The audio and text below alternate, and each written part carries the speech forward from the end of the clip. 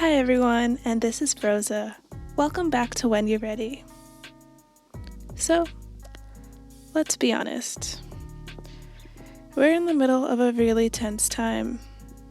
It's early June and there is a global pandemic as well as a social uprising. The wound left from the legacy of slavery in America is open once again. People around the world are standing up and condemning police brutality as well as racism. They are demanding justice for the lives tragically lost to excessive police force. So I want to use this platform to empower and inspire my listeners. To my Black sisters, you are loved and accepted here. When You're Ready was created to celebrate you as you are. So, this week, you'll hear from me about podcasting.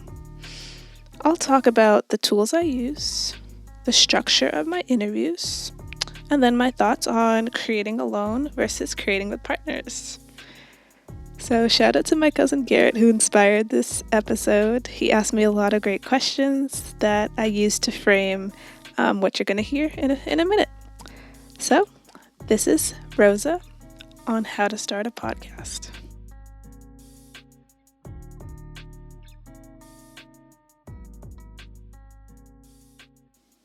All right, so question 1. How do I get started? Well, I say just jump right in. I started by picking a topic that I was passionate about, picking a name for the podcast, and then really looking into the process of taking the concept of the podcast to a finished and polished product. So, this is going to be a really brief overview, but I'll tell you the things you absolutely need to start a podcast. You're going to need a recorded audio file. You can do that in platforms like Adobe Audition, GarageBand, or if you're really gritty, you can even record straight from your cell phone. Next, you're going to need a place to store your podcast, which is referred to as podcast hosting. So I use a tool called Libsyn, which is very well known and trusted by industry professionals. And another tool that is used and becoming more and more popular is called the Anchor app. So those are a couple of options for hosting. I like Libsyn because it gives me full creative control of where I put my podcast out. They offer some analytics based on the tier that you have of the tool. And yeah, I pretty much rely on it solely for storing and pushing out my podcasts. A tool like Anchor, on the other hand, is like covers the full creative process. So you do everything from recording the podcast on the Anchor app to editing, as well as sharing it to the various platforms and feeds that you'd like to send it to. So I didn't discover the Anchor app until much later, and while I think it's an amazing tool, it just didn't make sense for me to use at this point. There's a little bit less creative control in terms of editing, as well as for the final content, it's branded by Anchor. So the platform is free, and therefore I just recommend people, if you are using a free tool, to just consider the possible drawbacks. What tools do I need? I use a microphone, headphones, editing software, and I have a website that I invest in. So for a microphone, I use the Samsung Q2U handheld dynamic USB microphone, which cost me about $50. So I am a stickler for good audio. I listened to podcasts for years before getting into When You're Ready, and the quality of the podcasts I listen to could really make or break the experience. So before I started, I knew this was important to me, and I just decided to make the investment. For headphones, I use Sony diaphragm headphones. This was also an investment I made right off the bat. Cost me about $80, which I know is on the higher end. These headphones are fantastic though. They're really great for monitoring sounds for everything from recording music, radio, film, video, and more. For editing software, as well as everything I do post-production, like marketing and social media managing, I use the Adobe Creative Suite. The Adobe Creative Suite has everything you'll need for your creative projects.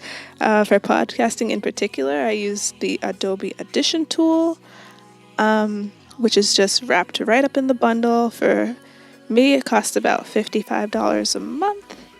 That is pretty pricey. I'll definitely agree with you there, but it's just one of those tools that I haven't found a way around. That being said, I've listened to many other podcasters.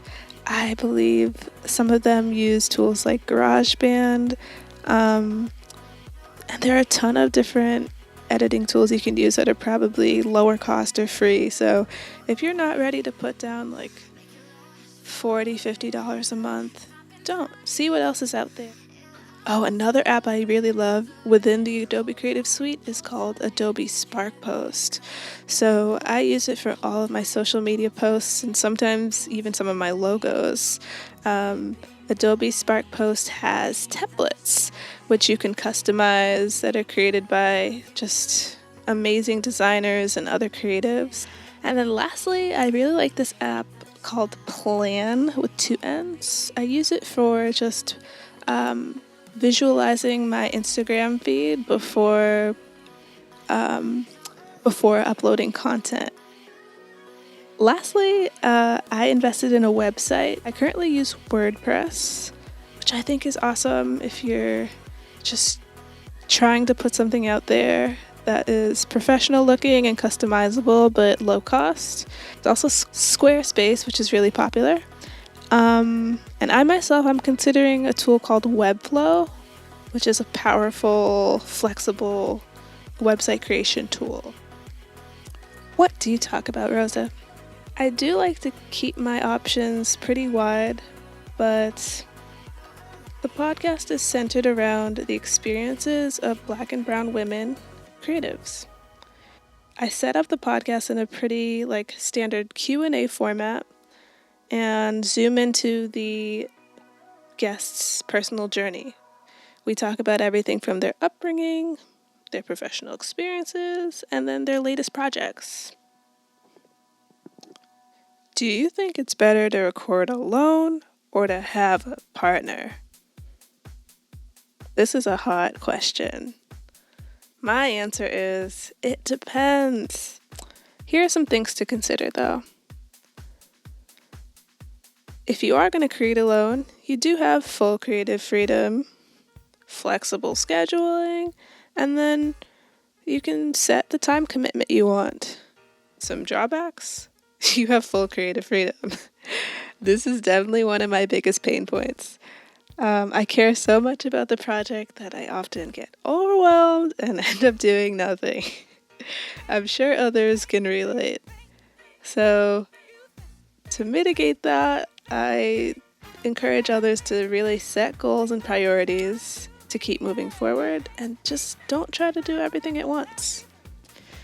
Looking back, I can say I don't regret starting the podcast alone, but I wish I thought a lot harder about what the process would look like and how I'd be able to realistically fit it into my schedule. So I'm still learning. I have not mastered it at all, but I still do prefer at this very moment to work alone.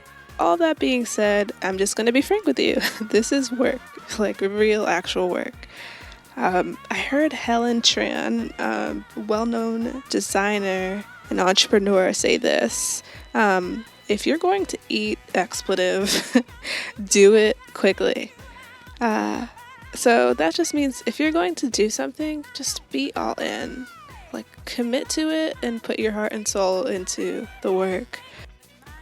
Whether the podcast turns into the number one on the top charts or it's at the very bottom of the list, if you put your absolute best effort into it, I guarantee that you'll walk away with something you didn't know before.